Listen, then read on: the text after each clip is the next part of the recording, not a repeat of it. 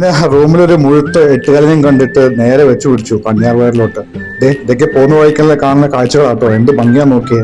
പിന്നെ നമ്മളൊരു ഫ്രൂട്ട്സ് കട നിർത്തി കുറച്ച് ഫ്രൂട്ട്സ് മേടിച്ചു, കുറച്ച് ആപ്പിളും കാര്യങ്ങളൊക്കെ മേടിച്ചിട്ട് നേരെ വിട്ടു. ചേട്ടൻ കുറച്ച് കട്ട കലിപ്പാ കേട്ടോ, അതുകൊണ്ട് തണക്കാൻ വേണ്ടിയിട്ട് ഒരു സോഡയും കുടിച്ചു. കന്യാകുമാരിയിൽ എത്തി കേട്ടോ. ഇനി അവിടെ പോയി കഴിഞ്ഞാൽ ഭക്ഷണത്തിലെ വിഭവങ്ങളാണ് പോർക്ക്, ബോട്ടി, കപ്പ, പിന്നെ കാന്താരി, സള്ളാസ്, ബീഫ്, എന്ത് പറയാൻ, ഫുള്ള് നല്ല അടിപൊളി ടേസ്റ്റുള്ള ഭക്ഷണമായിരുന്നു. പിന്നെ അത് കഴിഞ്ഞിട്ട് നമ്മൾ എൻജോയ് ചെയ്തിട്ട് ജോഷപ്പ് ഒരു ജീപ്പ് ഡ്രൈവൊക്കെ പോയി. അവിടെ കാണുന്ന ഒരു ചെറിയ പോണ്ടാട്ടോ, നല്ല ഭംഗിയുണ്ടല്ലേ കാണാൻ, അതിനകത്തുള്ള ചെറിയ ചെറിയ മീന്.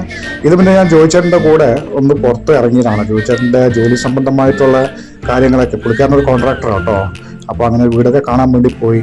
Okay, it's A very nice place, അടിപൊളിയായിരുന്നു.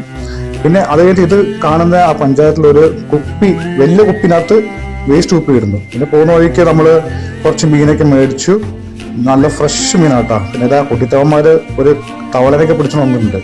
പിന്നെ അപ്പനും മോളും കൂടെ ചെറിയ സൊറ കുറച്ചിട്ടും പിന്നെ അങ്ങ് സഞ്ചരിച്ച് ലാസ്റ്റ് ഫുഡൊക്കെ ഒന്ന് സെർവ് ചെയ്ത് തന്നു. പിന്നെ അങ്ങ് വീട്ടിലെത്തി. മഴയൊക്കെ ആയിരുന്നു. Thank you guys.